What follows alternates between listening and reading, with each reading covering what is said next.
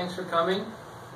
Tonight's topic is something that is near and dear to my heart. I have a number of diabetics in my family, some of them still with us and some of them passed on. So chances are, if you live in America, and especially in Texas, as you'll see, you know you are or you love someone who has type 2 diabetes. So tonight we're going to try to really give some practical action steps to start turning things around, and I want to bring some understanding to the idea that you have a lot of control, and if you're struggling with your diabetes, then this is something that you can really have a big influence on. So we'll go ahead and get started. For those of you who may not know me, I'm Dr. Will, and I'm really excited to share this information with you tonight. So I'm sure you guys know that this is a huge problem. I have a nice slide from the CDC here, and it was a problem in 1994. This is 2014. This is the most recent data I could find, and interesting to me, it got bad enough that they had to change the color scheme. They had to add more colors. And as you guys might know, we've gone from having just one classification of obesity to now more than one. The highest level is basically saying that death is imminent. So obesity and diabetes go hand in hand, but they don't have to be together. So it's not just a problem for people who struggle with their weight. It can be affecting people from all walks of life. So my question is, between 1994, when we had a small problem, to 2014, where we have a huge problem, what changed? Did the people change? Did our genetic makeup change? I don't think so. What changed, in my opinion, and I think this is pretty clear, is the environment. So the environment's changed, and our bodies have not been able to respond to that, and we're really suffering. So diabetes is one of a host of chronic diseases that are really affecting us as a country, and it's kind of the scourge of our era. So we've beaten a lot of the communicable diseases, infectious diseases, and now instead of dying very quickly, we're dying very slowly of things like diabetes, heart disease, autoimmune conditions. And in my opinion, we can link most of these back to environment and lifestyle. So diabetes is a huge problem among seniors. The rate is 2 or 3 times as high in seniors as it is in the general population. And you know, as we age, our bodies lose some resiliency, and we're just not able to cope with the new stresses that we come across. So, you know, it's not getting any better.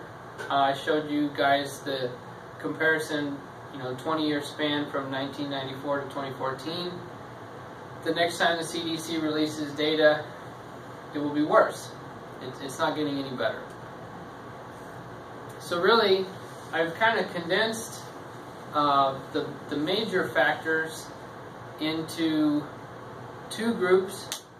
One is kind of the umbrella, which is lifestyle, and I break that down into lack of movement, dietary factors, and the one thing that I think is very underreported when it comes to diabetes is this last one here, toxic load. So our environment and our cities are so much more inundated with chemicals than they have been in the past. And new research is showing that these toxins play havoc in our bodies. And diabetes is really kind of a canary in the coal mine when it comes to toxic exposure. It just overwhelms our system. So I'm sure you've heard of carcinogens. These are chemicals that they are known to cause cancer. What a lot of people haven't heard of are diabetogens, which are chemicals which are known to have a major influence on diabetes. So the people who are producing and creating new chemicals don't necessarily want this information out there, but when you really get into the hard science, it's pretty hard to deny that this last factor, the toxic exposure, really plays a big role. So, one thing that I hear over and over from people is the idea that somehow they're doomed by their genetics. You know, my grandfather had diabetes, my mother has diabetes, I do too. It just runs in our family. I hear of all kinds of things that run in people's family, and I always tell them, you probably didn't inherit bad genes, you probably inherited bad habits.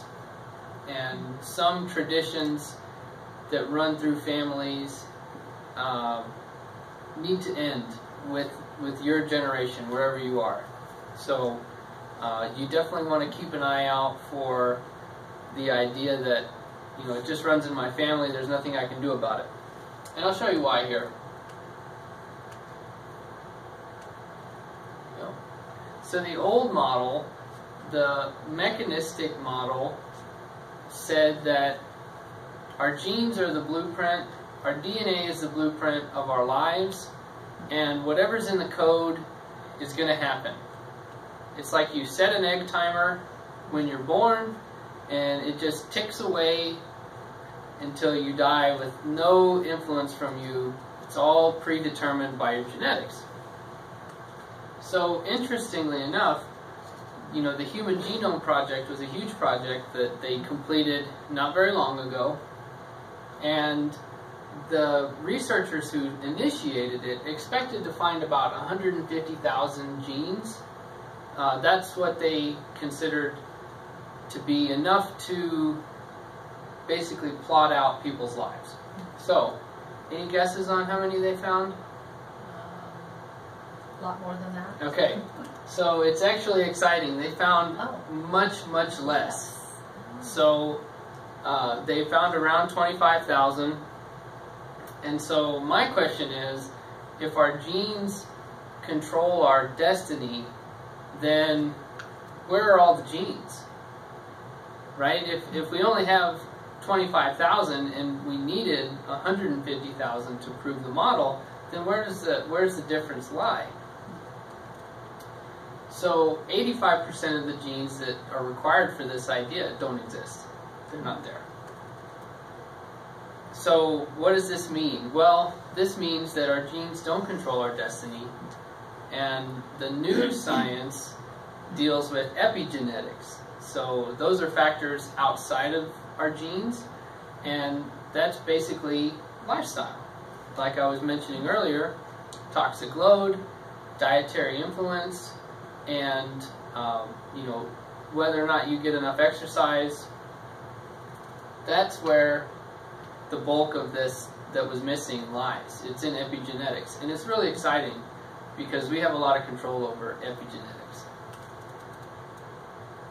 So I would argue that according to the chiropractic model, which I labeled up here as the new model,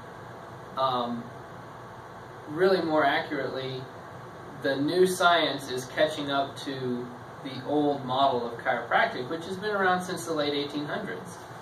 Chiropractors have been telling people for over 100 years that trauma, toxins, and thoughts are the three things that contribute to either health or disease. And the research that's coming out, and has been out for quite a while now in some areas, really is proving that to be true over and over and over. So I put here, there's something immeasurable tying everything together. There's a life force running through our known universe that if we start getting into quantum physics, it's really exciting because it kind of explains where some of these missing pieces and some of these dark spots are. I won't get into that this evening, but I would love to put a talk together on some of those issues. It's really, really exciting for me. So let's talk about the factors. Let's talk about the things we can control, because we know that we're not doomed to suffer from this. So number one, that most people attribute to diabetes is lack of movement. So you're kind of like this little guy here, just hanging out, no exercise. You know, people call them couch potatoes. This is something that is pretty well known when it comes to diabetes. So I thought this was interesting. They found that the number of hours of TV that a person watches is second only to the number of liquid calories that a person consumes when it comes to predicting diabetes in their life. So, why do we need to exercise? Well, we talked about epigenetics, and when you exercise, thousands and thousands of protective genes are turned on and activated by exercise. So that's something that's really exciting, kind of on a, if your muscles are working, then they need food. And so they take sugar and they burn that sugar as food. And so that's one of the easiest ways to start really having an impact on your diabetes. I had a lady who came to see me, and she had put diabetes on her intake form. And so as we were going through the history, I asked her, I said, so, you know, you mentioned you're a diabetic. Let's talk about that. You know, is it well controlled? Are you having problems with neuropathy or anything like that? And she said, well, no, my doctor told me that I don't have it anymore. I said, really? She said, yeah, no, the last time I went in, he looked at my numbers, and he said, I don't have it anymore. My numbers are good. I said, wow, you know, congratulations, that's really fantastic. What did you do to turn this around? And she goes, well, I guess it was the walking. I said, what do you mean? And she said, well, I started walking about 20 minutes, 30 minutes every day, and the next thing I know, when I go to my doctor, he says I don't have diabetes anymore. I said, wow, that's pretty simple. Congratulations. So this isn't just a theory, this is something that I see and I hear about over and over, and it really can be a lot of fun. So I put this picture in here. Any dog owners out there, dogs can be great accountability partners when it comes to getting a little exercise. They love it, and so it makes it a little easier. A good way to burn some calories and get a little more motion in your life is to adopt a puppy. So we'll just make a plug for the Humane Society. So this is something that I get all the time. Well, you know, I just hurt too bad. I hurt too bad to exercise. I'm too stiff. And to them, I say, come see your chiropractor. That's what we're for. That's our bread and butter. And, you know, while chiropractic is good for so many things, and it's such great prevention, it's not an accident that we've made our name for helping people get moving and get out of pain. And so, you know, I would encourage you, if you're a little stiff and you're having trouble getting moving, time to get in and see the chiropractor. So the second factor that we talked about was our diet. And there's an acronym for what we in general eat in America, and it's called the Standard American Diet, which abbreviated is SAD. And it really is pretty sad. I don't know, can anybody spot the vitamins in the onion rings? I'll give you a hint, they're not there. And they're not in the ranch, and they're not in the buffalo sauce. There are some in the carrots. Thank you.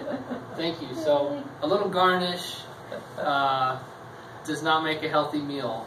And you know, this is something that I hear all the time, and I would admonish you, if you're struggling with this and you're having trouble getting your diet together, just do a little research, step out of your comfort zone, try some things that maybe you think you won't like, and you might be surprised. There are many wonderful flavors out there other than salt and sugar. Okay, so it can be tough to get going, but once your body is primed to run on clean food, then a meal like this will really hurt, basically. So just a little bit of historical perspective here. It's estimated that our hunter-gatherer ancestors find a honeycomb. Okay, so not something that human beings were necessarily set up to use effectively. So in the 1800s, trade networks expand, we're starting to get a little more industrialization, and about 10 pounds of sugar a year in the population. So our pancreases were hanging tough at 10 pounds a year. We fast forward to today, and we are consuming on average 180 pounds of sugar a year. So that's a half a pound of sugar a day, and it's hiding everywhere. So, you know, something that Coca-Cola is definitely not going to tell you is sugar is one of the most addictive substances on earth.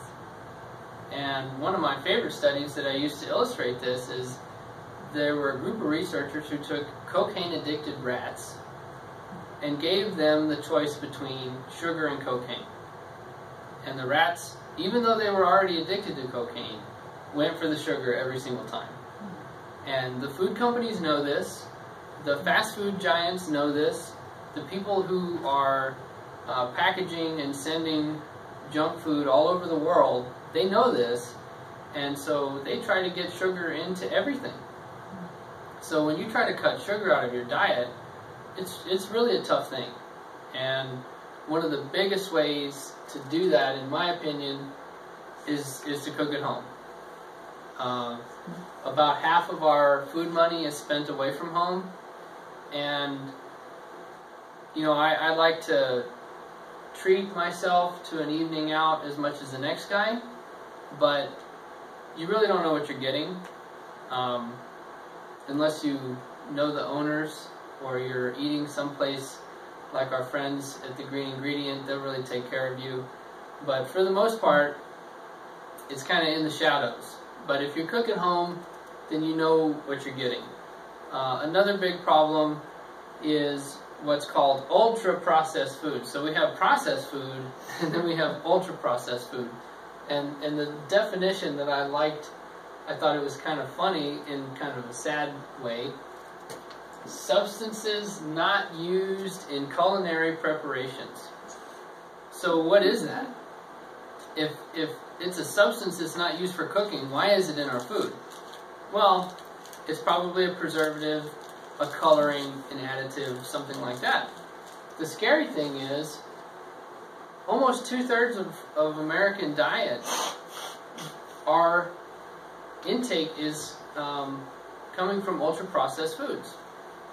So these are some guys, probably PhDs in food science, and they're hard at work in the factory, figuring out new ways to make delicious poison. I have a background in production ag, and it was really eye-opening for me to learn about the science behind getting people to buy your food a second time.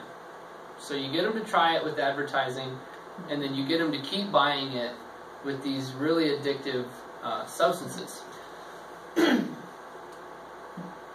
So this is one that I talked about earlier, and I think it's way underreported, and it's kind of an overwhelming issue in a lot of ways.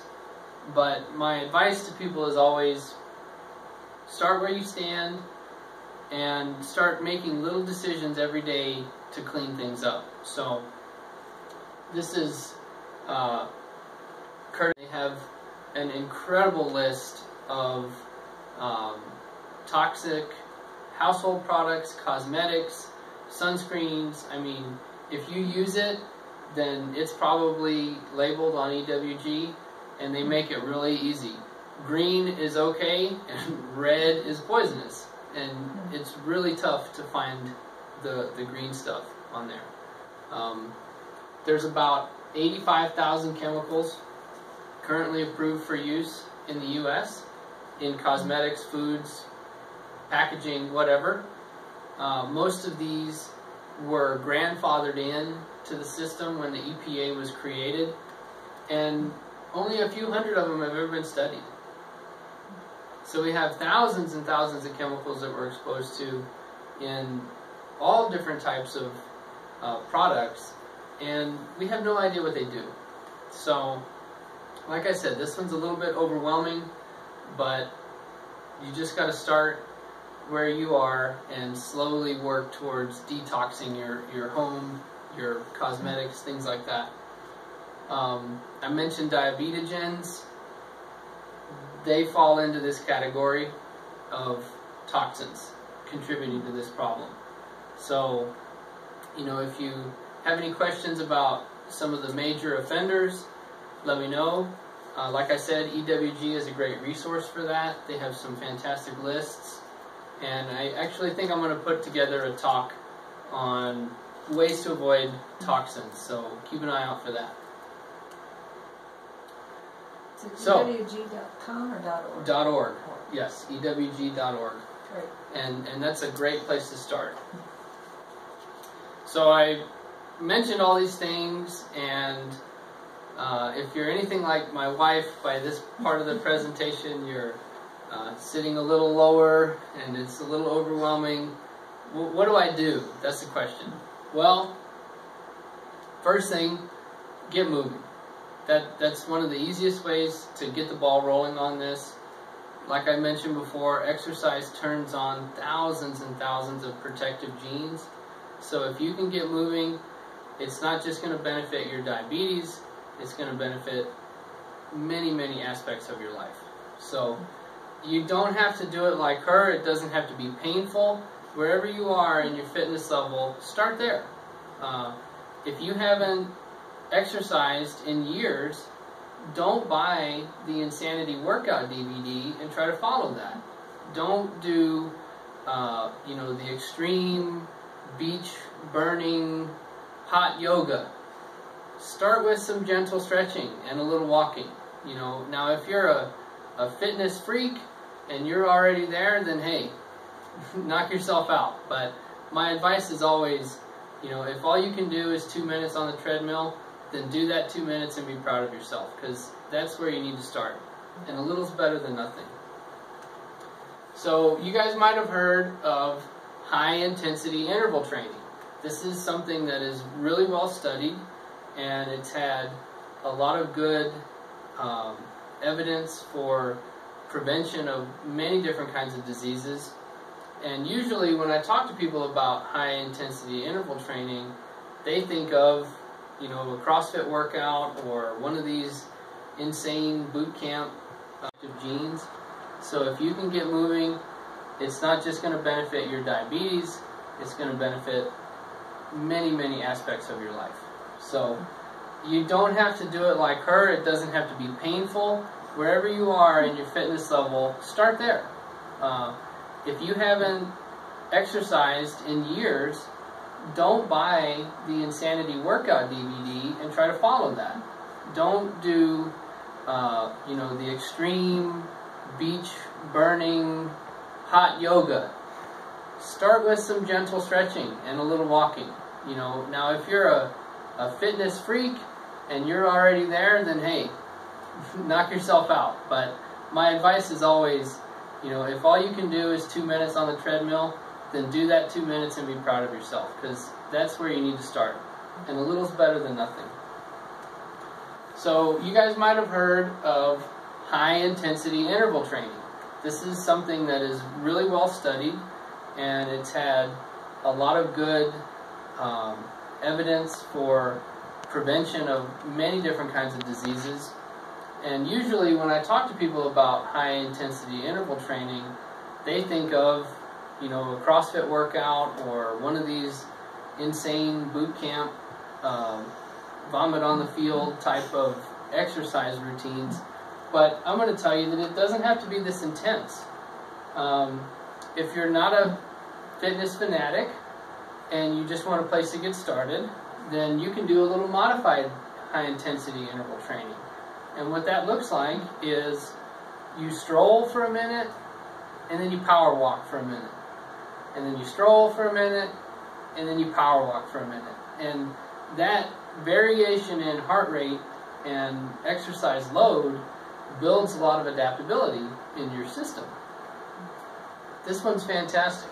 And, you know, nobody doesn't like a stroll on a nice afternoon, especially when you have weather as good as we do here in El Paso. So I always tell people, if you're trying to exercise, you got to make it fun. You know, some people like to have accountability partners. They like to be in a group. They like to have that camaraderie. Some people use exercise as their cave time. They like to put their headphones in and go it alone, and they get a lot of good thinking done. If you're a social person, take a class. You know, find a friend or a group of friends that will go walk with you. If you like to have that time to yourself, then block it out and just let people know, hey, I'm doing my workout. Don't bother me. So I'm kind of in between. I like my cave time, but I also like to take a stroll with Marissa and Louie. So goal setting is another one. And, you know, if you've done any kind of business classes, or if you've taken any kind of self-development courses, then you know that setting goals leads to better outcomes. So, you know, some of the new apps on people's phones are great, help keep you on track. If you like your Fitbit and you like to know exactly how everything's going, then go for it. We got some great technology there to help. If you don't want to know and you just want to feel better, then go for it and listen to yourself. You know, everybody's goals have to match themselves and they have to resonate. So I really want to encourage people who are trying to get started or who are trying to maintain some momentum, set some goals. Write them down, tell somebody, and then there's that little bit of accountability. And, you know, my mentor, he told me, if you set your intention, then the universe will conspire to make it happen for you. And so if you have an idea in your head that you want to get healthier, then set that intention and see what happens. It's pretty amazing. So I mentioned before, taking classes. This is a great study on a cleaned up diet, basically, along with some yoga classes, and they had great results from this is a study from India. Interestingly, they have a lot more obesity in India than we do here. They have kind of a rocky situation environmentally. If you've ever seen pictures of some of the major cities in India, not a clean place. They have much, much lower rates of Alzheimer's, and their diabetes numbers are hanging pretty tough with ours. And I think a big part of it is the turmeric that they consume constantly, and also some of these gentle, lifelong exercise routines. So I mentioned before, cooking at home. You know, one of the easiest ways to make sure that you're getting what you need and what you want is to make it. That's something that can be very therapeutic and can be a lot of fun. If you're new to cooking, then you're probably going to have to eat some bad meals for a little while, but it'll happen. Trust me, I've been through that. So, some simple strategies for cooking at home. I think this one here, planning. Got to have a plan, got to have a list when you go to the grocery store. You should at least have an idea of what you're going to make the next 2 or 3 nights, So then you're not coming home after a long day, opening the cupboard and thinking, oh my God, what am I going to make? We have nothing. That's when people get into trouble. That's when they call the Domino's. That's when they run down the street and pick up some Chinese. You got to have a plan. Also, do some research. So, Pinterest is ridiculous when it comes to recipes. I mean, you could spend a lifetime getting through all the recipes. Now, I've seen some of them that are a complete disaster. So if it involves double fudge heart attack cake, just ignore that. But, you know, some of the topics, paleo, low glycemic, some of those types of healthy diets, low carb meals, there's some really great ideas. Dr. Axe is a fellow Palmer, Florida grad. He's got a fantastic website. The guy has more recipes than you can shake a stick at, and they're delicious. So Marissa and I have been experimenting with some of this stuff, trying to mix it up, and it's really pretty neat, the things that you can come up with. Health food doesn't have to taste bad. It doesn't have to be kale shakes and rice cakes. It can be delicious. It can be satisfying. You just have to do a little research. So we were kind of talking about this earlier. Got some dusty cookbooks that maybe somebody gave you and you forgot about them. Pull them out. Take a look. See what speaks to you, and go with your gut on this one. Got to experiment. You're going to have to sit through some bad meals if you are a novice like me. But hopefully you have an understanding family and they don't give you too hard of a time about it. This is something that I want to just clear up once and for all. And we need more fat. We need more fat. Good fat. Not canola oil. Not soybean oil. Not corn oil. If it's clear and it can sit on a shelf for 100 years without going rancid, it's not good. That's frankenfood. What I'm talking about, coconut oil, avocados, butter, ghee, flaxseed oil, olive oil. Everybody knows about olive oil. Get some good extra virgin organic olive oil and your taste buds will thank you. We need fat.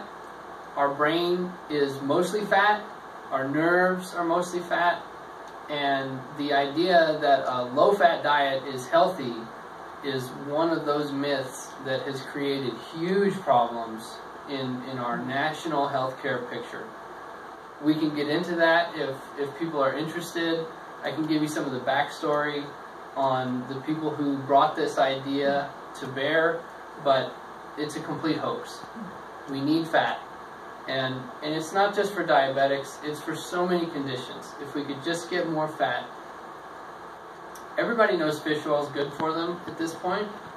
I'm really glad for that. What's fish oil? It's fat. It's fat. And I could go on and on about why we need it. We need it and get it. Interesting side note, and I always shock people with this. If you're going to fry something, because every now and then you want to fry something, what's the best cooking oil to fry in? I get all kinds of answers on this. I use either avocado oil or olive oil. Okay, so the avocado oil is going to be pretty good. The olive oil is more of a low temp oil. It has a real low smoke point and it starts to break down pretty quick. Actually, if you're going to fry something, like deep fry something, you should use lard. And people think, oh my God, lard. I mean, you're talking about a heart attack waiting to happen. It is the most stable of the cooking oils. You can get it really hot without it breaking down and creating all these free radicals that do damage in our system. And so, if you want to fry something, every now and then you do, use some lard. That's what we use. So do you think I covered fat enough? Okay. Got to get more fat. Healthy fat. interesting point. If you get a little fat with every meal, then you'll be satisfied and you'll have fewer cravings for carbs. Fat is a very slow burning nutrient, and so if you get a little fat with breakfast, a little fat with lunch, a little fat with dinner, then you'll notice that you eat less during those meals and you eat less between the meals because your body has something to run on between those meals. So get some good fat with every meal. Okay, so this is the part that everybody was dreading, and it's counting carbs. So if you're diabetic, then you're going to have to watch your carbs, and there's just no way around it. I mentioned sugar and the fact that sugar is hiding in everything. If you read the label and you count the carbs, then you're counting sugar. And so many of these break down into simple sugars that are just killer for our pancreas. So 60 grams of carbs a day. So down here, Starbucks latte, that's about 44 carbs. So if you have a latte and a slice of pumpkin bread, you've met your carbs for 3 or 4 days. And that's what gets people into trouble. Okay, so you can have some carbs, but you got to limit them. And there's just no way around it. It's really pretty easy. That's all you got to count. This list is pretty complete. Some of the things that you might notice on there that people don't think of, things like barbecue sauce, salad dressing, coffee creamer, milk, yogurt. Some of these are not necessarily unhealthy foods. Beans are a superfood, wonderfully healthy for you. But there's carbs in there, and you got to watch those if you're diabetic. So, you know, some of these are pretty easy: bread, pasta, bagels. Some of them are a little trickier. Chickpeas, beans. Those are some that maybe people wouldn't think of. And then you got to watch the condiments and liquid calories. So if you go for that latte and you're diabetic, then just know that that's it for the rest of the day. No more carbs. Okay, so I have a couple do not consume, and these are some that I would avoid at all costs. Soda, obviously, a lot of sugar, calories, and there's nothing there to keep that hit from overwhelming your system. There's no fiber, there's no protein, there's nothing but sugar, which is Splenda, aspartame, which is sweet and low, and this last one here is one of the newer hoax foods, but I want to just expose this, agave nectar. So this is something that has been very carefully marketed as low glycemic, which it is, healthy for people with diabetes, which it's not, and very natural. So I don't know if you guys have seen agaves. They don't really have flowers. So I don't know where they're getting the nectar from if there's no flowers. But basically, this is a similar process to making tequila. You get sugar from the agave. But what they don't tell you is that while it may be lower glycemic than sugar, it's 90% fructose. So everybody knows that high fructose corn syrup, which they've renamed corn sugar, by the way, because they're trying to hide it from you, that's about 55% fructose. Agave nectar is 90% fructose. Very hard on your system, very sweet, highly, highly processed product.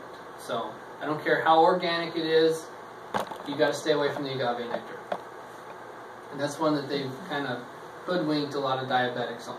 Great marketing. I got to hand it to them. The marketing's great.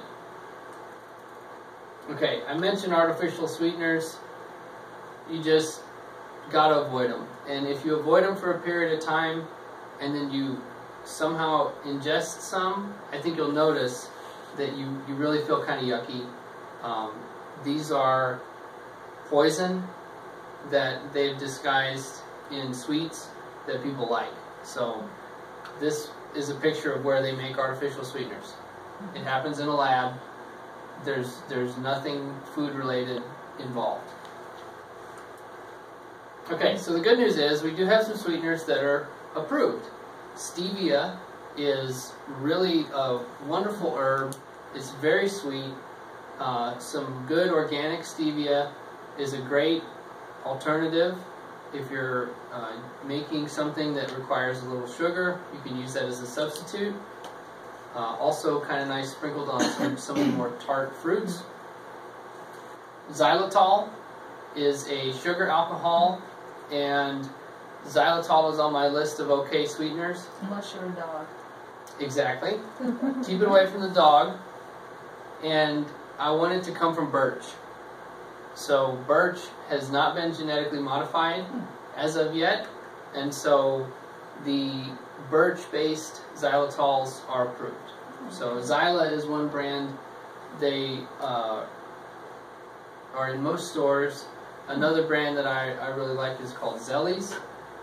There's a dentist in Austin who has started a company called Zellies, and they sell xylitol mints and bulk xylitol. So also good for your mouth. Really good for oral health. Xylitol kills plaque-causing germs. So another thing that can really be a boost for people with diabetes is to take some good high-quality supplements. There are many trace minerals that diabetics need that are really hard to get in our diet. And even if you're eating like I eat, it's still a challenge. So a few of them, people know about chromium, vanadium, zinc, magnesium. These are some really important minerals.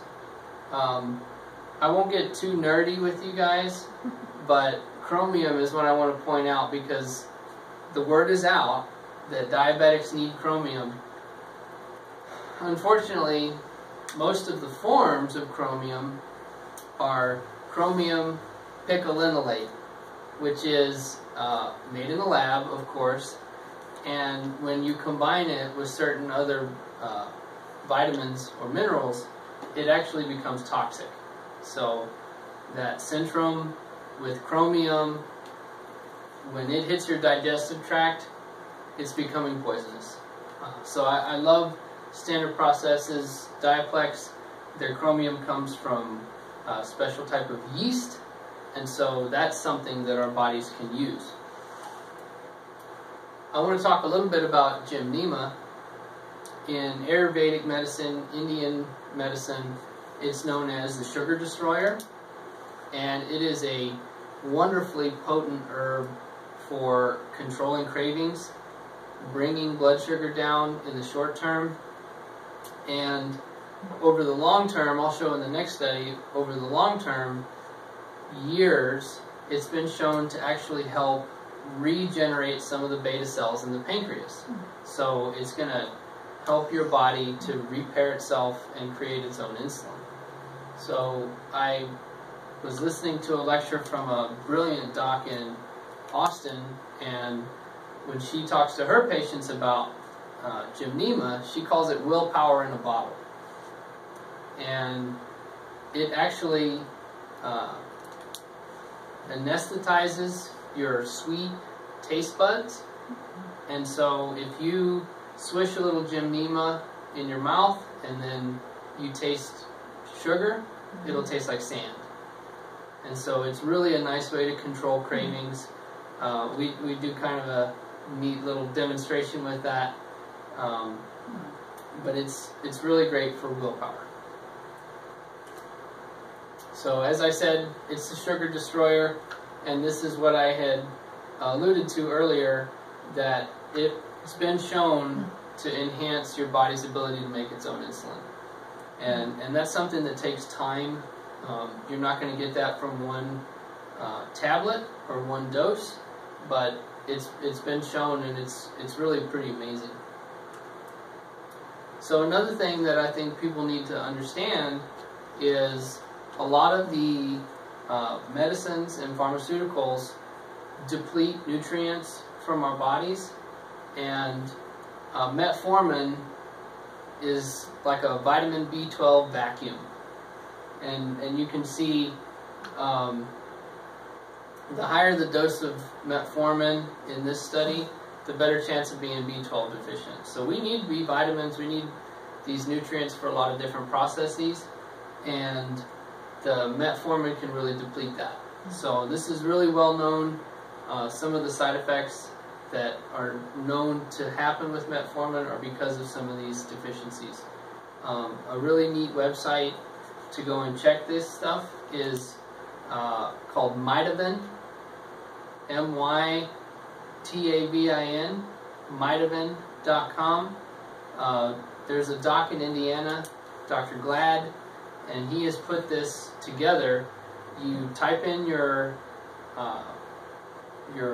medicine, and it will give you a list of vitamins that you should at the very least try to supplement or try to get into your diet through food, because they've been shown to deplete those. So really easy, you just go in, you type whatever it is in, and he'll give you a little list of things to look out for. So Mytavin.com, Dr. Glad did the U.S. a huge service putting that website together. So, back to the question. What do I do? Well, you got to take action. You got to do something. And a tiny step forward is much better than staying in one place or sliding backwards. And I always tell people that when it comes to your health, there's no coasting, there's no flat ground.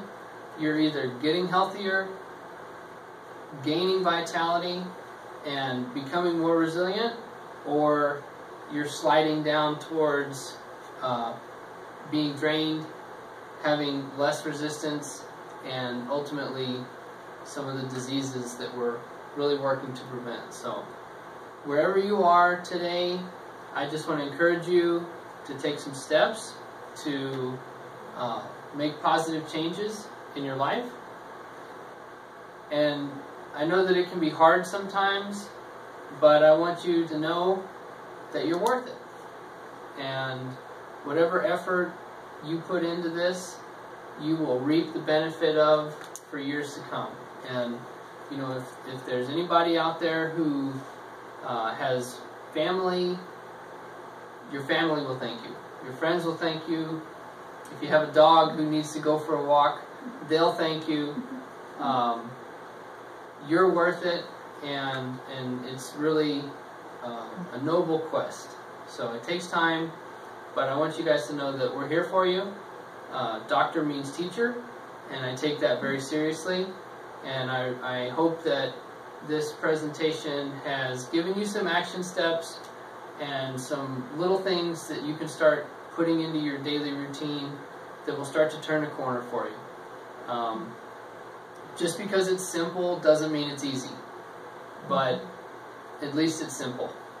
So I really appreciate you guys' time, and I'd be happy to answer any questions that you might have. Really appreciate your attention. So I have my references here. If anybody wants those, be happy to provide them.